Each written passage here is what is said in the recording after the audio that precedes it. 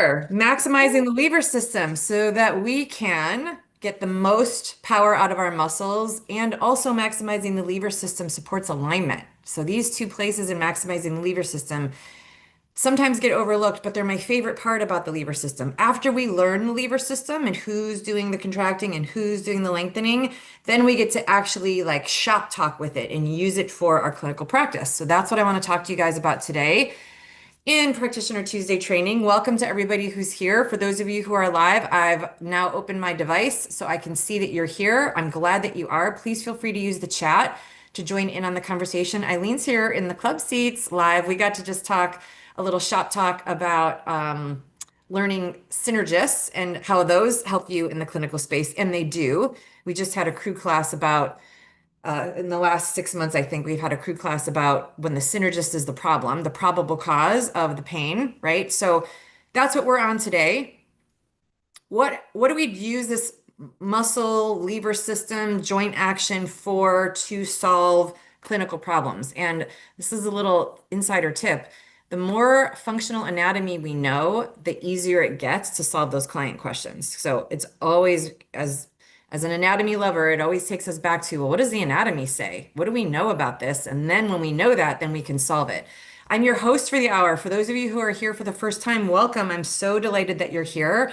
I'm Gina Schatz, the developer of the Schatz method. I lead an elite group of practitioners who are raising the standards of orthopedic care. And I also do orthopedic care. Yeah, for several decades now, I still do work clinically. So I bring what I know about the clinical space into my training space as well, so that we can all learn and grow together. I'm a big fan of that. Speaking of learning and growing together, a couple things on the docket. We have our Orthopedic Practitioner Fall Summit happening next week. So we will not be here live with Tuesday training, but we will be here live with a panel of speakers also talking about orthopedic care. So please do reserve your seat for that. We'd love to have you. And if you are watching on the replay, still sign up for the summit because you'll get a replay link so that you can capture all that goodness.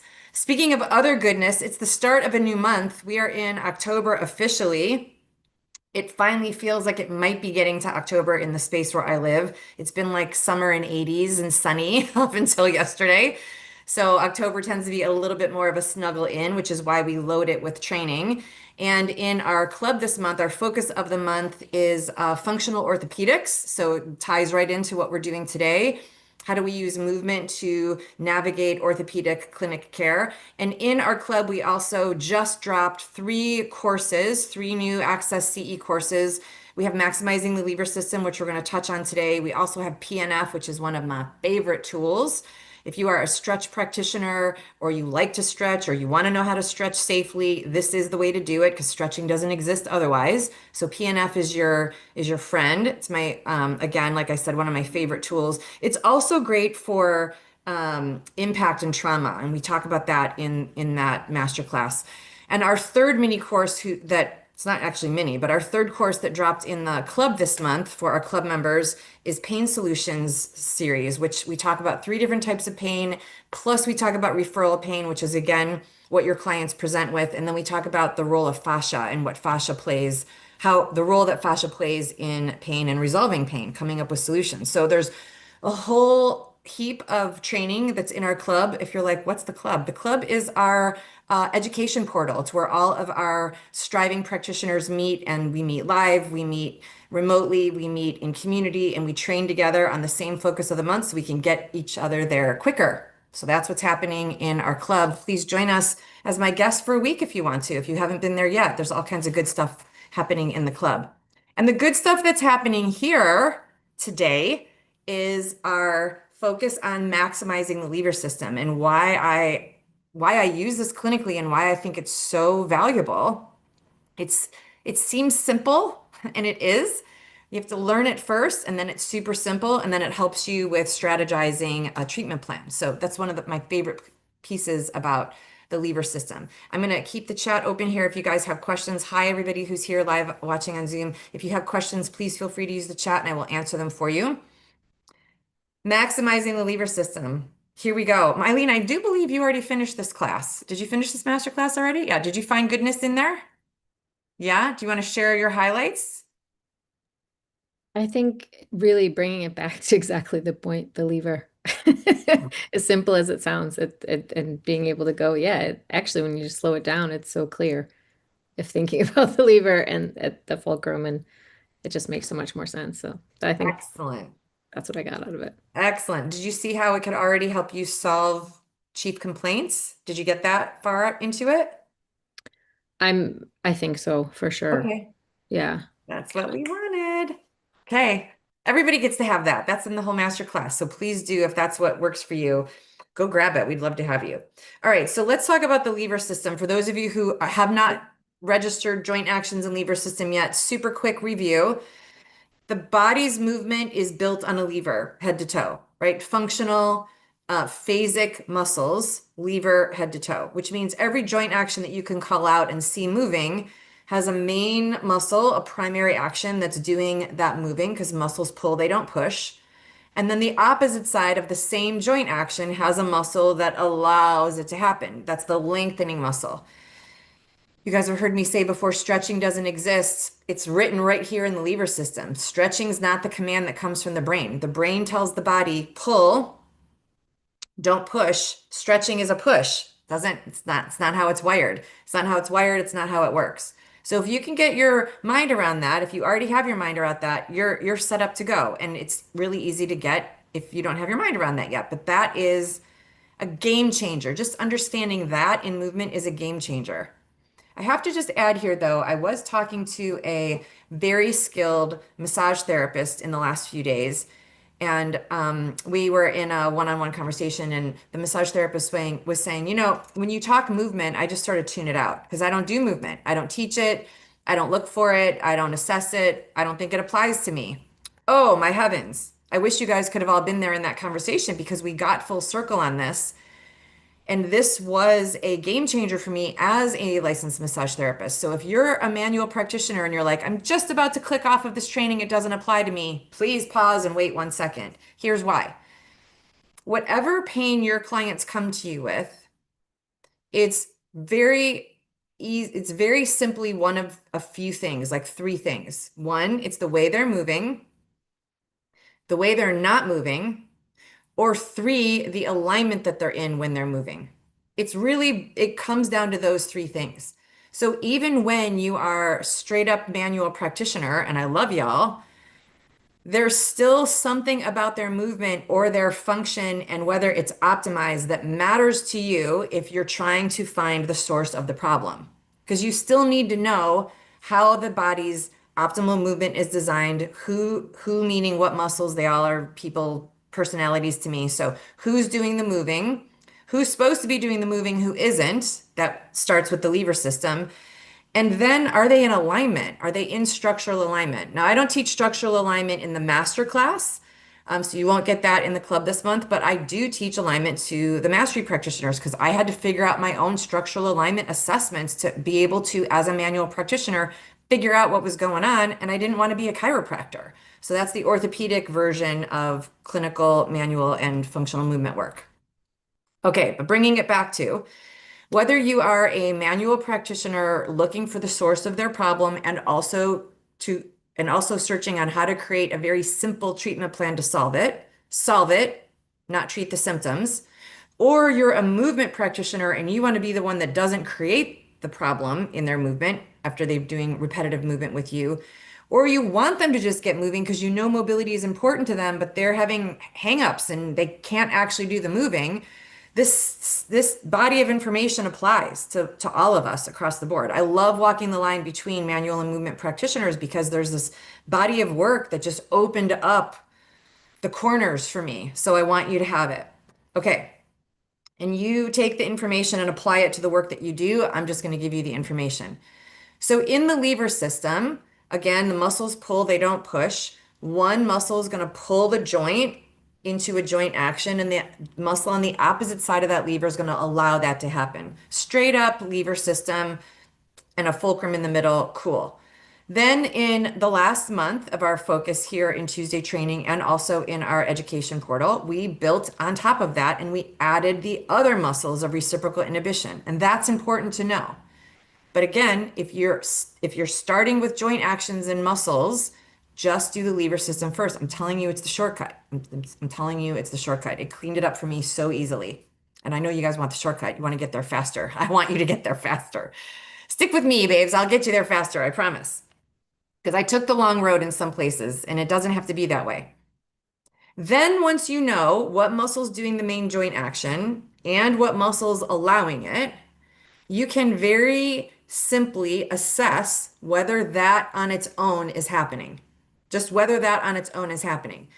And this is where our brains start to go too fast, or we leapfrog over, or we get confused, or we get clouded, or we pile drive ourselves with information. I see all of this in the learning space. It's human, it's normal, there's no judgment here.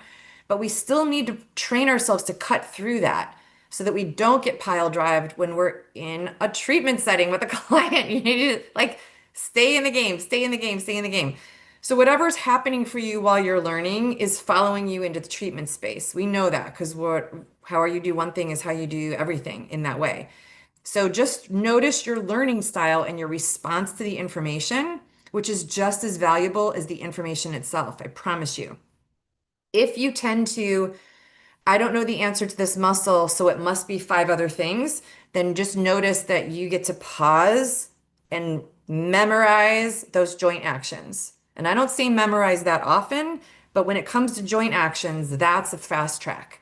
Because as soon as you memorize a joint action and the main muscle who's doing it, you've inherently memorized the other side of the joint action because you've got its other side of the lever. So I really, really recommend that you memorize that. I know you guys have heard me say that a while because we've been on muscles and movement for all of September. That's the fast track. I would memorize that. When you're in a clinical space and you're looking at why does this hurt? Why can't they do it when they lift their arm? What you don't want to do is start pile driving yourself with a story. Well, 15 years ago, they XYZ'd and they don't like to do this type of homework. And all of that might be true for sure. I am not saying at all that the subjective intake isn't important. It's actually like the most important part of the treatment plan, even more so than your work. But when you're assessing movement at a joint, you need to pause on all of that extra information and just focus on the joint action and who's supposed to do it. And also who's supposed to allow it. And sometimes we forget the other side of the lever because we're still learning our joint actions, and that's fine. Hey, Gregory, glad you're here. What's up with you, my friend? So let's say, for example, we have somebody, a client in our space with us who is having pain, hip pain. Well, right away, if you're thinking levers, and that's what we're focused on just in this training, it's not the only thing to focus on when you're with a client, but it is if you're learning how to navigate a lever system for your benefit. Okay, so my client says, when I move my hip, I have pain, or my hip is painful and I can't move it. Okay, those are slightly different, but it's still a lever system conversation. What you get to then come to mind right away before you ever start assessing is, okay, how many joint actions are available at that joint? And in the hip joint, it's a 360 joint. There's a whole lot of joint actions, which means there's a very clear list of prime movers, right? There's the prime mover that does hip extension. There's the prime mover that does the opposite hip flexion. There's the prime mover that does abduction. There's a prime mover that does adduction. And again, if you memorize one joint action, you've got its opposite. So the memorization makes it super quick.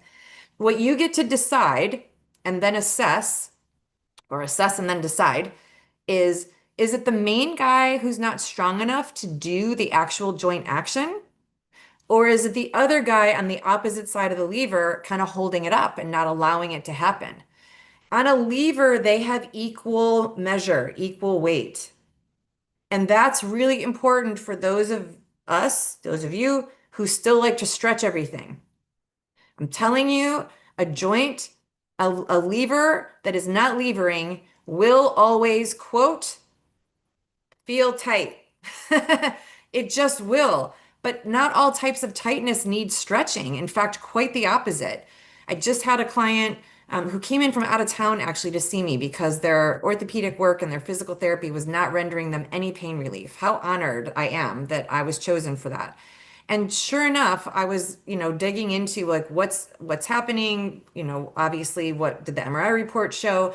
And also what is the physical therapy doing with you right now? Not the physical therapist. I'm not here to throw anybody under the bus, but like what's actually being invited into your body and requested of your body and what's your body saying no to and what's it saying yes to. That's all, right? Like you get to know that, guys. Oh, it's so tight. I think my client must have said the word tight maybe 8 times. And she's also super smart and I adore her and it's all good. But my point is like, that's the sensation. The lever wasn't levering. And so everything felt tight. And the physical therapy that was being offered for her was passive assisted stretching and some dry needling and some muscle relaxers from the doctor. And I was like, wow, isn't that interesting? Because that's only one half of a lever system's role is to lengthen and allow and release. That's only one half the job. Where was the strengthening? Where was the targeting the prime mover? Oh, well, how do you target a prime mover? This person's in pain. They have an MRI report that shows pathology. They this, they that. Yeah, but they all still have a lever. Like the lever doesn't go away when we have restrictions and MRI report findings. In fact, the opposite. That's when you have to maximize the body's design. That's the rehab. The rehab coming in hot here. The rehab is restoring the body's design and how it moves. Literally, that's the definition of the rehab, guys. Babes. So, what's the lever? An equal measure on who contracts and who lengthens. And all you have to do then is memorize it and apply. So cool. So easily cool. Most of the time, not all, not even close to all, but most, way more than 50%. Most of the time, when you address a lever on equal focus of first the agonist, the guy who gets to contract, and then equal measure on who's supposed to lengthen, not the other way around. Don't go stretching everything. Please don't start stretching everything. Stop it. Stop it. There's a place and a time for it, but it's not every time. As soon as you recognize that there's a situation here that the client presents with, first figure out the joint action, who's supposed to do it, and who's supposed to allow it in that order. And if you target that, I'm telling you, you will have more than 50% solution that'll be easy for you and easy for them. It's like magic. It seems like, I should have had a V8. I never liked that drink, by the way, but I like the phrase. It's like, oh, wow, it was right there. It was right there for me. So the places that I see practitioners take themselves out of the lever system game, it's not knowing the joint actions, not being able to see the joint actions. That's just visual assessment. Come to us. We have training for you for that. I'll make it super straightforward and easy. Exactly how I do it clinically. I'm happy to share with you to get you there quicker. Once you can see a joint action and you can identify a clean joint action, and by clean, I mean it's not quasi, it's actually the joint action. And I'll give you an example of that. Once you can recognize with your visual assessment a clean joint action and you have the prime mover memorized, then you also know the opposite of the lever and who's supposed to allow it, and then you can test both. So let's go back for a second. What's a clean joint action, which is part of maximizing the lever system?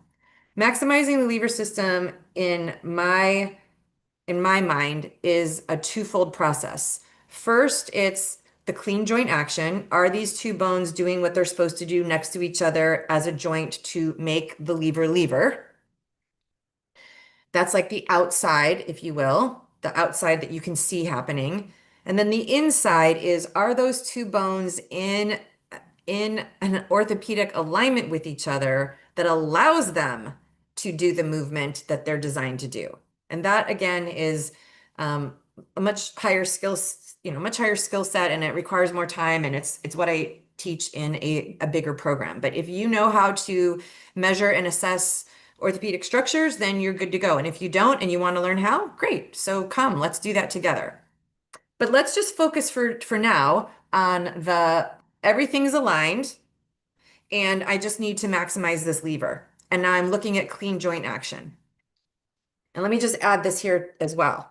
Please do not default to, oh, they must be out of alignment. They should go to a chiropractor when you don't know that for sure. There's so many times, guys, oh, my heart bleeds. It's like a little pang in my chest.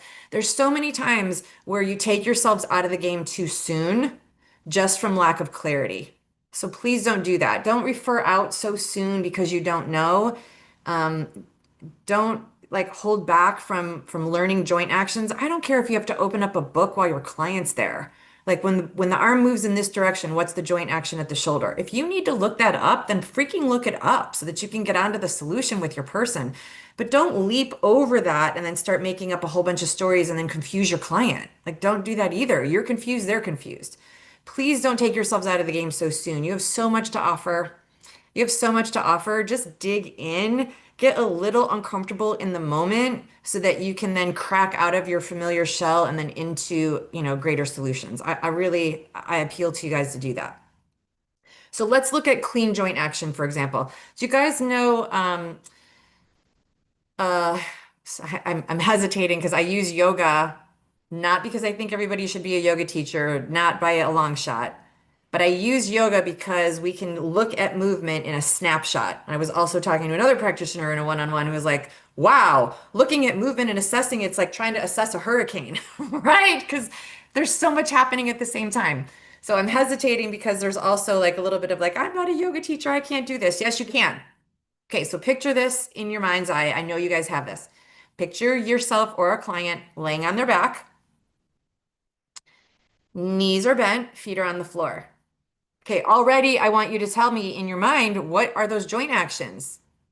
And then who's doing those joint actions? I want you to already have that, right? Like that's what I mean by do you know your joint actions so that you can then start spotting the work of the lever system? What's the joint action? I'm laying on my back. There is no action. I'm laying on my back. Oh, but there is. There is because you're no longer in, neutral alignment or what we would call corpse pose or shavasana. If you're laying on your back or just laying supine, you're no longer in that position. You've now created a joint action. When you or your client bent their knees to put their feet on the floor, a muscle pulled their knees and hips into that position to allow the movement to happen. Do you know that? Do you know that? What if you're not a movement practitioner and your client's on the floor and you're like, okay, I'm going to do this assessment thing. I just learned it in Tuesday training. I'm going to go for it. And you ask them to bend their knees and they go, ooh, ah, and they're laying on the floor and they're in pain bending their knees. Do you know what that means? This is like a real moment here. Do you know what that means? The way to figure it out is what action did you ask their body to do, AKA joint action? What muscles were needed to do that joint action, AKA the prime mover and the ones that allow it on the opposite side of the lever? And then you get to ask, why are they uncomfortable? Like in that order. Not, oh my God, they shouldn't, they got hurt. I couldn't do the assessment because they were hurt. Well, yeah, but hurt doing what? What was uncomfortable? Who was uncomfortable in that scenario? Like, name them out. Name them out for yourself. And even if you have to slow down to do that and grab a reference book, do it. But let's go back to clean joint action. So your client's laying on the ground or on the table or on the bench or wherever you have them on the yoga mat. They're laying on their back. You ask them to bend their knees. Okay? And then what you're going to have them do is raise their hips to the sky. In yoga, we would call that bridge pose. In Pilates and personal training, I think they're called other things. It doesn't matter what it's called. Honestly, it doesn't matter what it's called. What matters is the joint action. And this is one of the places where movement practitioners really hold themselves back because they memorize poses by name instead of by joint action. So they're not sure what muscle's actually supposed to do the work that you're asking the person to do. So they can't actually assess the discomfort in movement. So rather than memorizing whether it's called bridge pose or something else, what's the joint action that you're asking them to do? So in this case, I'm going to hot seat you, Eileen. In this case, they're laying on their back, their knees are bent, knee flexion, and we're asking them to raise their hips off the floor. What joint action are we asking them to do then? Hip in the hip. Yep. It's not hip extension because we're not going behind us. We're going into hip flexion. but we're already From in flexion. from From flexion. from flexion into extension. There you go. We're taking them back to extension from Yeah. flexion. Perfect example. That's it right there. Do you know the joint action? Because the next step is if you were to have stopped and said, oh no, it can't be hip extension, then you wouldn't know what muscle's doing the work. So how do you target the problem then? So you do need to know joint actions, my friends. Do you need to know joint actions? So they're going into hip extension, and then the next question to answer immediately is what muscle does that? What's the main guy that creates hip extension? Eileen? Glute max. Glute max, exactly. Here's there's two places I want to show you not clean joint actions where your lever would not be maximized. First is how many of you actually know and target glute max? Hey, Deborah. Deborah, your name says Deborah, but I know you as Debbie. Hi, Debbie, here on YouTube. How many of you in that position, going up into bridge pose or whatever it is that you call it, how many of you focus more on leaning on the shoulders or the pressure on the back of your head, or you tell your client to press their feet into the floor? More movement people focus on those three places first before ever targeting the actual joint action, which is glute max, this main freaking ham hock of a muscle on the back of your rump shaker is supposed to be the focus of the pose. And yet it's like fourth in line. So there's the first place where we get into trouble then because we're not actually using the muscle to do the job. If we don't squeeze glute max to get up there, how did we get up there? That's where you start creating pain. How did you get up there? How did that client get their body into that position? If you don't know, they don't know. And if you don't know, you don't have anything to solve. You got to know the joint action and who's supposed to do it and then are they? Not the student and client, the muscle. If that joint action that you are now creating is extension or hyperextension of the hip, you got to know that the prime mover of that joint action is glute max, and then you got to focus on him. Is that happening? Because if it's not, probably something else that is going to not be happy about that has jumped in to do the work. Somebody got them in that position, some muscle got them into that position. Okay, so that's number one for clean joint action. Number two for clean joint action is, and this gets a little bit more assessment based. If we know, and we do, that we're starting in that supine position with knees bent and hips flexed, both knee and hips are in flexion, and we raise the hips off the ground, which is creating extension of the hip, which we know has to be glute max to do the job, and often it isn't. In that position, especially, it's very common to have the knees, which started at hips distance apart. Yeah, to have the knees, which started at hips distance apart, to start to like splay outward. Okay, and I'm going to call it splay for a reason because it's not a clean joint action. That's what I mean by joint action. So why would that be happening? Why do the knees come apart, Eileen? You've seen it, you've gestured. Why would the knees come apart in that position? Well, the adductors are not engaging. A lot of people aren't used to using, they tend to be in turnout. They don't tend to be in clean joint action standing. I mean, Mm, it's my experience. They yep. don't know what it feels like in standing to be in a clean alignment. So they go into that and pull on their resources, what they've been overusing to stand in a improper alignment. Yep, they either pull on resources, as you said, that are neuroplastic and memorized, or they don't use the resources that they aren't trained to use, or they're compensating for something like a lack of strength. This is where we start to, like I said, get into the assessment of the joint action, but you still have to know the joint action. You have to know what you're assessing. And there's several reasons why a person's body would choose knees apart, wider when we go from hips in flexion to hips in extension while we're laying on our back. There's several reasons. That's the assessment part. But what are you assessing? The lever. Okay, so awesome getting us started, Eileen. I'm gonna fill in a little bit more there as well. So the first thing that you get to know is the joint action. And I've said this before. You're like, Gina, you've said it right. Yeah, right. However, I'm asking you to assess just that. When someone raises their hips from hip flexion into hip extension, does that include the knees going wider? It doesn't. So now we know we're not even doing the joint action that we asked for. Ah, it's not a clean joint action. There's not a whole lot to assess on the original joint action until I let it be the only joint action. So instead of memorizing, oh, knees can go apart in bridge pose. No, knees should be together in bridge pose. No, knees should be horizontal and parallel to the hip in bridge pose. Instead of memorizing a pose and what some teacher said versus another teacher, just make it easy for yourself. What's the joint action of the movement? I don't care what the movement's called. I care what the joint action is. And I want you to also care what the joint action is if you want to solve orthopedic problems. If you want to solve pain, this is how it happens. Okay. So first thing we get to know is, wow, that's not even hip extension. That's something else. Because it wasn't deliberately requested, knees going apart, we're not actually sure what the joint action is.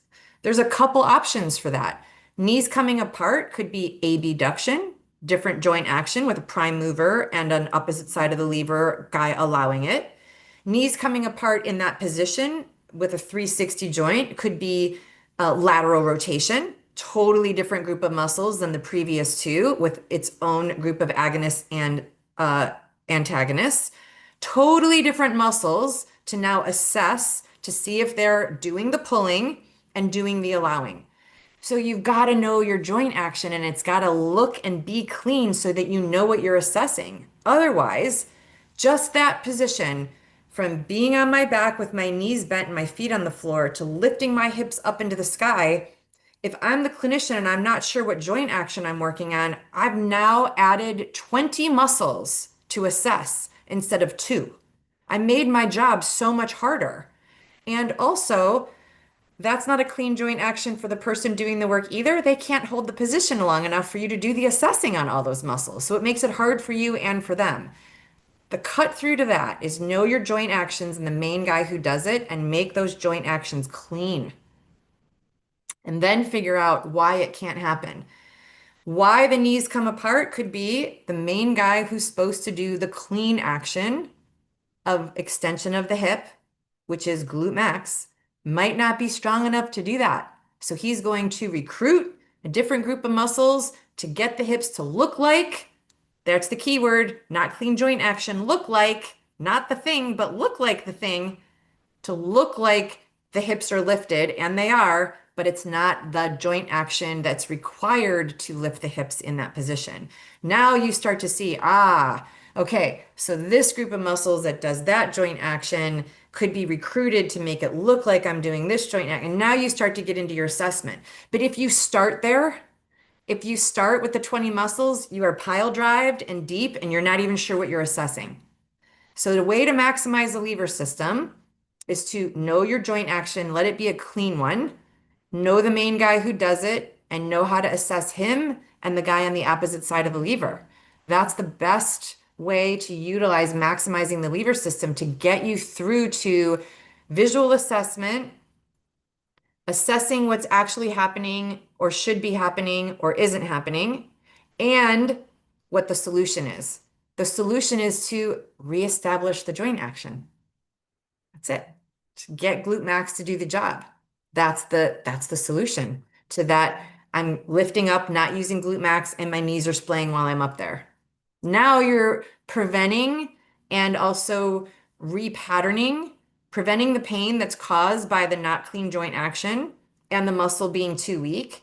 And you're repatterning and you're restoring the maximum use of that lever. That's how the body's designed. There will be no pain. It's premise as we were designed with no pain. Okay, I think I got it all in. I wanted to make it fast and furious, and I did. If you guys need to watch on replay, you're welcome to do that. Do you guys have any questions?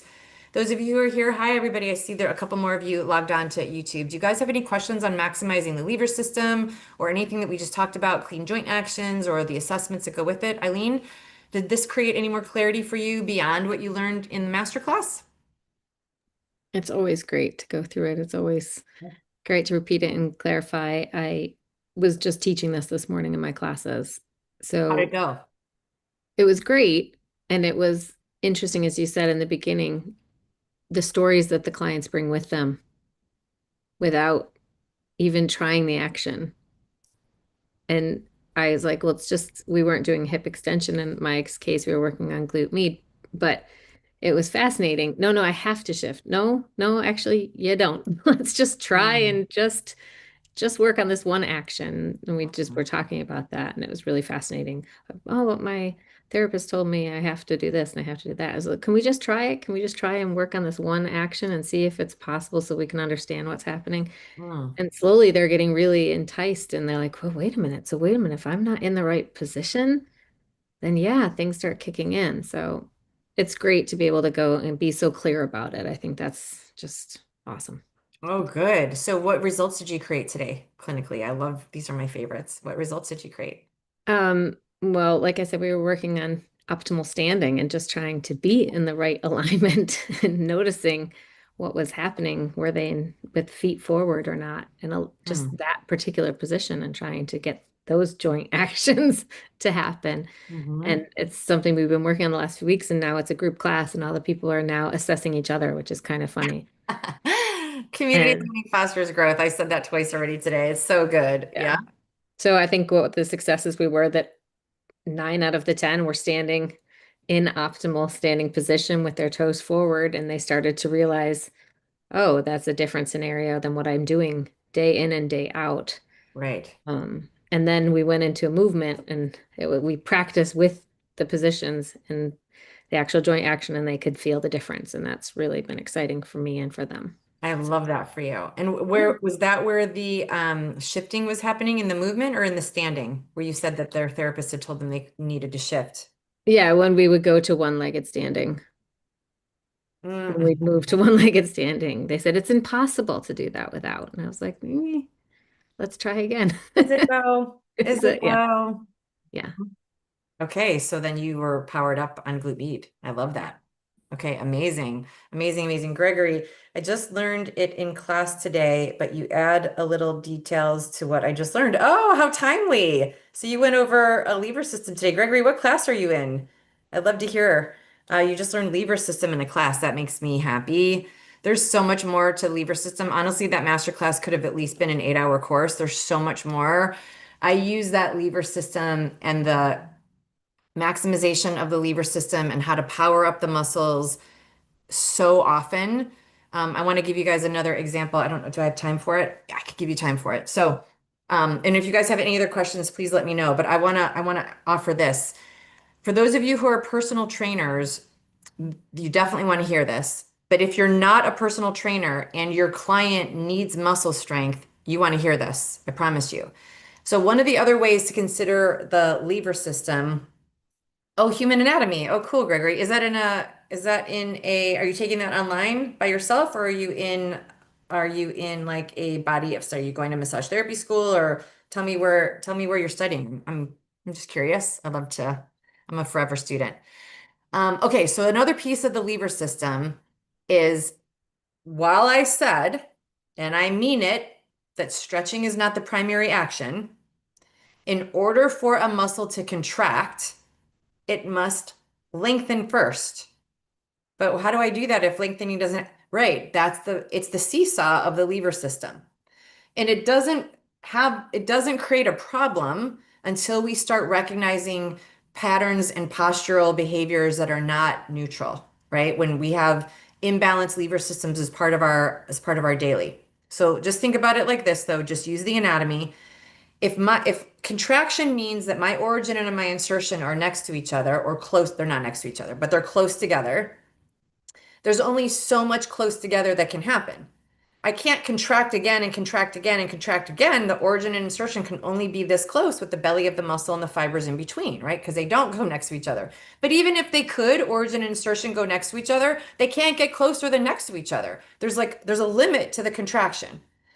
So, in order for me to contract this muscle more and get it stronger or add more gains, it has to then also lengthen to then contract again. That's the nature of building muscle. In order for it to lengthen, it doesn't lengthen by itself. There's no command to do that.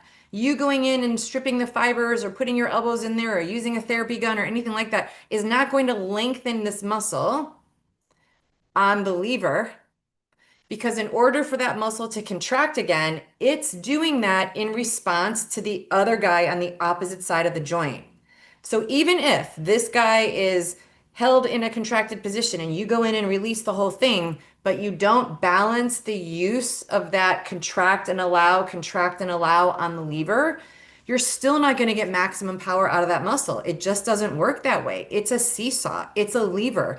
If you just use that as like an ism and don't argue with it and just use it to help you, it will always lead you to like a simple path to the solution.